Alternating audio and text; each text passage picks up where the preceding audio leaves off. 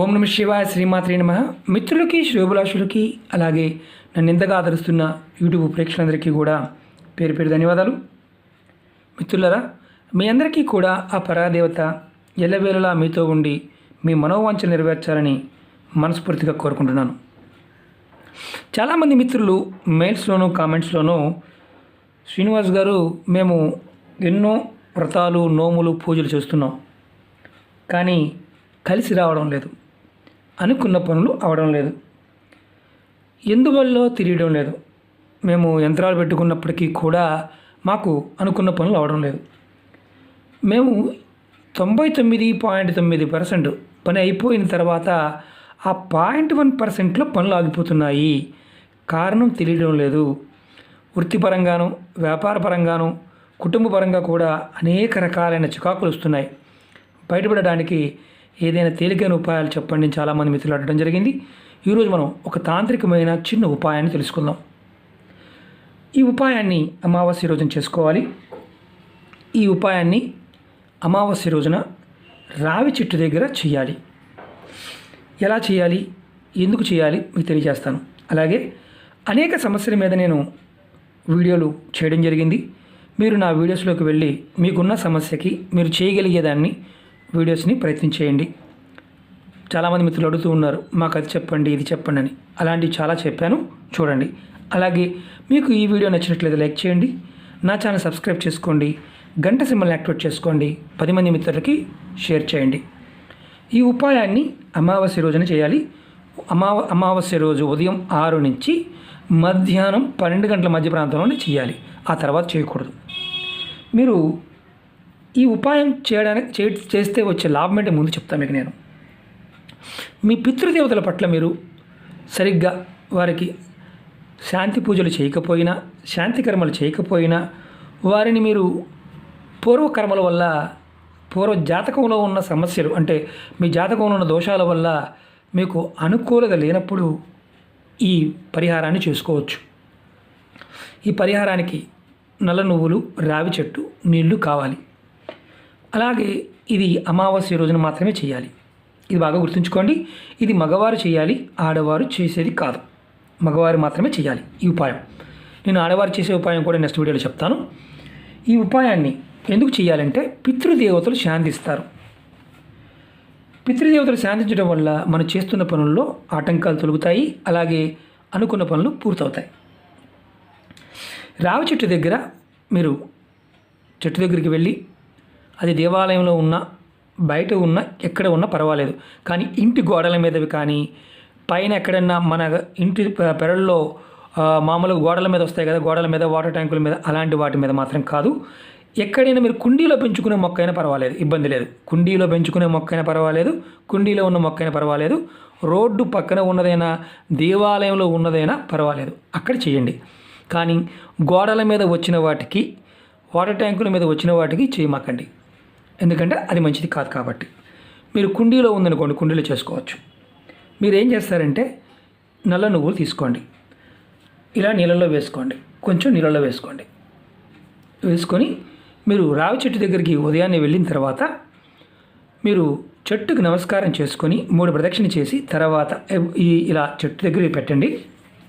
ఇలా పెట్టండి. తర్వాత మీరు మీ మనసులో ఉన్న కోరిక చెప్పుకోండి. నా పితృదేవతలు శాంతించాలి, నా పితృదేవత నాకు అనుకూలంగా ఉండాలనుకొని మీరు ఈ నీటిని చెట్టు మొదల్లో పోసేయండి. ఇంకేమీ లేదు.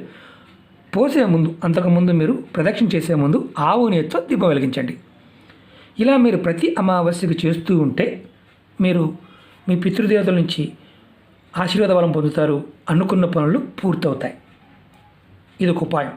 మీరు బాగా గుర్తుంచుకోవాల్సింది ఏంటంటే, ఈ ఉపాయం చేస్తున్నప్పుడు ఈ నువ్వులని, సరే నువ్వులంటే భయం అండి మాకు అనేవారు, అసలు వీటి మీద భయం ఉన్నవారు ఎవరు చేయమాకండి. ఎందుకంటే ఏదో ప్రమాదం వచ్చేస్తుంది, ఏదో అయిపోతుంది అనుకునేవారు పొరపాటున కూడా ఉపాయాలు చేయమాకండి.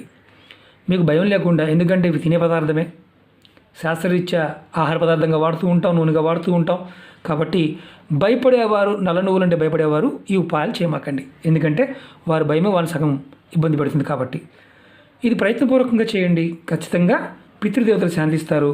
మీరు ఏదైతే చేస్తున్నారో పనుల్లో ముందుకు వెళ్ళడానికి అవకాశం ఉంటుంది. అలాగే అమావాస్య రోజున మీరు ప్రతి అమావాస్యకి లక్ష్మీదేవి పూజ చేయడానికి ప్రయత్నం చేయండి. ఖచ్చితంగా అమ్మవారి యొక్క అనుగ్రహం కలుగుతుంది. అలాగే మీరు అమావాస్య రోజున ఇది చేస్తూ మీరు ఇంకా వేరే ఉపాయాలు కూడా చేసుకోవచ్చు. ఎందుకంటే మీరు ప్రతిరోజు అమావాస్య టైంలో మంచి ఫలితాలు రావాలన్నప్పుడు మీరు పితృశాంతి కోసం బ్రాహ్మణులకి ఒక్కరోజు అంటే ఆ ఒక్క పూట స్వయం పాకానికి ఆహార పదార్థాలు కొనివ్వండి. మీ పితృదేవతల పేరు మీద. మగపిల్లలు ఎవరైనా సరే, తల్లిదండ్రులు ఉన్నవారు ఎవరైనా చేయవచ్చు.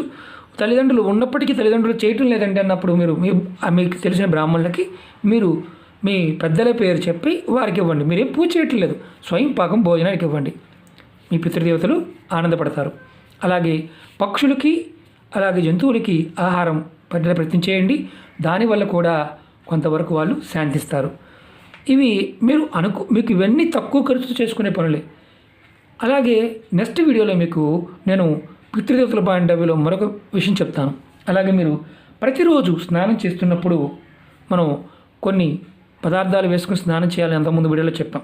కానీ పితృదేవతలతో అంటే పనులు అవ్వడం లేదు, పితృదేవతలు శాంతించాలనుకున్నప్పుడు మీరు అమావాస్య రోజున మీరు స్నానం చేసే నీళ్ళల్లో చిటికెడు పసుపు, అలాగే 2 తులసాకులు, అలాగే కొన్ని ఆవాలు, తెలుసు కదా మనం ఆవాలు, ఈ ఆవాలని నీళ్ళలో వేసుకొని స్నానం చేయండి. ఖచ్చితంగా మీరు ప్రతి అమావాస్యకి అలా చేస్తూ ఉంటే కొంతవరకు మీ పితృదేవతలు శాంతిస్తారు. మీ మీద ఉన్న ఏదైతే నెగిటివ్ ఉంటుందో తగ్గుతుంది.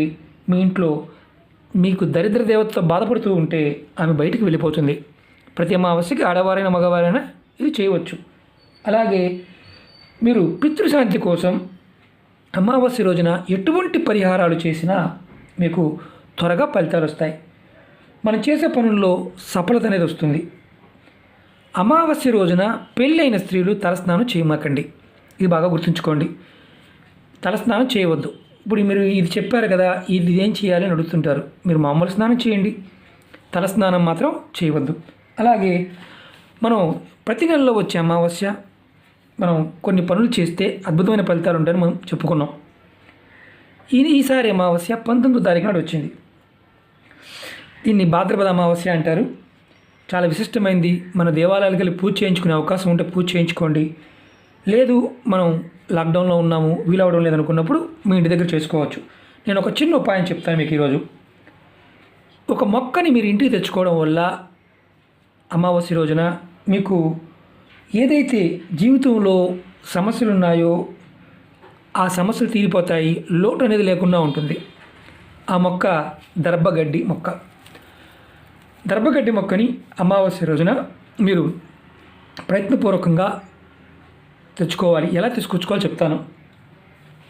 దీన్ని ఎందుకంటే దర్భగడ్డిలో ఆ రోజున అద్భుతమైన శక్తులు ఉంటాయి.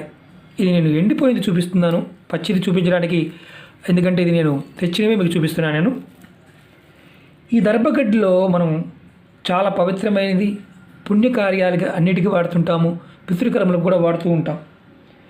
ఇది సూర్యోదయ సమయం, అమావాస్య రోజున సూర్యోదయ సమయంలో మీకు దర్భగడ్డి ఎక్కడ ఉంటే అక్కడికి వెళ్ళి చెట్టు మొదల్లో కొంచెం నీళ్లు పోసి మీ కుడి చేతితో ఒకేసారి ఆ గడ్డి వేలుతో సహా వచ్చే విధంగా తెచ్చుకోండి. తెచ్చుకున్న తర్వాత అమావాస్య రోజున మాత్రమే. తర్వాత మీరు ఇంటికి తెచ్చిన తర్వాత చక్కగా ఈ గడ్డిని కడిగి అంటే నీళ్ళలో శుభ్రం చేసిన తర్వాత మీ పూజా మందిరంలో పెట్టి చక్కగా ధూపదీప నైవేద్యం సమర్పించి అక్షింతలు సమర్పించండి.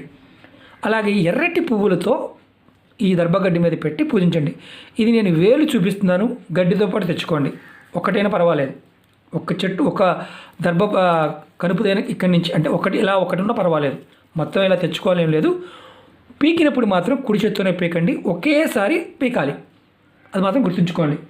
తర్వాత చక్కగా ఎర్రటి పువ్వులు అలంకరించండి, ఆవునైతే దీపం వెలిగించండి, మీ మనసులో ఉన్న కోరిక చెప్పుకోండి. తర్వాత మీరు హారతి కూడా చూపించి మీ పూజా మందిరంలో కానీ లేదా మీ లాకర్లో కానీ, మీ వ్యాపార సంస్థ అయితే వ్యాపార సంస్థలో లాకర్లో కానీ చక్కగా చుట్టుకొని పెట్టండి. కదపకుండా 1 సంవత్సర కాలం. ఇప్పుడు ఈ అమావాస్య పెట్టామనుకోండి, మళ్ళీ వచ్చే అమావాస్య వరకు కూడా అలా ఉంచుకోవచ్చు. మళ్ళీ రెగ్యులర్గా పూజ చేయాల్సిన అవసరం ఏమీ ఉండదు. మీరు ఇలా అమావాస్య రోజున దర్భగడ్డి తెచ్చిపెట్టుకోవడం వల్ల మీకు మీ ఇంట్లో సుఖశాంతులు వస్తాయి, వ్యాపార అభివృద్ధి కలుగుతుంది, కుటుంబంలో ఉన్న గొడవలు తగ్గుతాయి, మీకు ఏదైతే ఇప్పుడు ఎదుర్కొంటున్న సమస్యలకి సమాధానాలు కూడా దొరకడానికి అవకాశం ఉంటుంది. కానీ పదే పదే ఈ దర్భగడ్డిని కదపమాకండి. ఎవరు చేయకూడదు చెప్తాను. ఇంట్లో నెలసరి ఉన్నవారు చేయమాకండి. అలాగే పెద్దలు మరణించి అంటే వారి యొక్క అంటే మామూలుగా కర్మ అవ్వకుండా, పెద్ద కర్మ అవ్వకుండా ఉన్నవారు చేయమాకండి. పెద్ద కర్మ అయిపోయిన తర్వాత ఎవరైనా ఈ ఉపాయాన్ని చేసుకోవచ్చు. ఇంట్లో కొంతమందికి దీపం పెట్టే అలవాటు ఉండకూడదండి. మాకు చెప్పారని అంటే ఇంట్లో దీపం పెట్టుకోవచ్చు శాస్త్రం చెప్తూ ఉంటుంది. మీ పండితులు ఎవరైతే చెప్తారో వారు చెప్పారనుకోండి, మీ పెద్దలు అలాగే చేయమని చెప్పారు అంటే మీరు అలాగే చేసుకోండి. కానీ మీకు ఎలాంటి సమస్యలు ఉన్నప్పుడు జాగ్రత్తగా చేసుకోవాలి అని ప్రయత్నం చేసినప్పుడు మాత్రమే ఇలాంటి ఫలితాలు వస్తాయి. దీపం పెట్టుకోవచ్చు అని నేను చెప్తున్నాను. అంటే పెద్ద కర్మ అయిపోయినా ప్రతిరోజు కూడా మన ఇంట్లో మన చనిపోయిన వారికి దీపం వెలుగుస్తూ ఉంటాం కాబట్టి ఎలాంటి ఇబ్బంది ఉండదు. కాబట్టి ఈ ఉపాయాన్ని చేసుకోవచ్చు. ఆ దీపం ముందు పెట్టి దేవుడి ముందు మామూలుగా దేవుడి దగ్గర దీపం పెడుతూ ఉంటారు కొంతమంది, అలా పెట్టుకోవచ్చు. మాకు ఆచారంలో లేదు అనేవారు మాత్రం చేయమాకండి. మాకు ఆచారంలో చేయకూడదన్నారని మేము చేయకూడదంటే మాత్రం చేయమాకండి. కాబట్టి ఇది కొంచెం ప్రయత్నపూర్వకంగా చేస్తే ఖచ్చితంగా సమస్యల నుంచి బయటపడతారు. మీకు ఆర్థికంగాను, మానసికంగాను, శారీరకంగా ఉన్న సమస్యల నుంచి కూడా మెల్లమెల్లగా బయటపడడానికి మార్గాలు తెలుస్తాయి. ఓకే మిత్రులారా, మీకు ఈ వీడియో నచ్చినట్టు లైక్ చేయండి, నా ఛానల్ సబ్స్క్రైబ్ చేసుకోండి, గంట సింబల్ని యాక్టివేట్ చేసుకోండి, 10 మంది మిత్రులకి షేర్ చేయండి. ఓం నమః శివాయ, శ్రీమాత్రే నమః.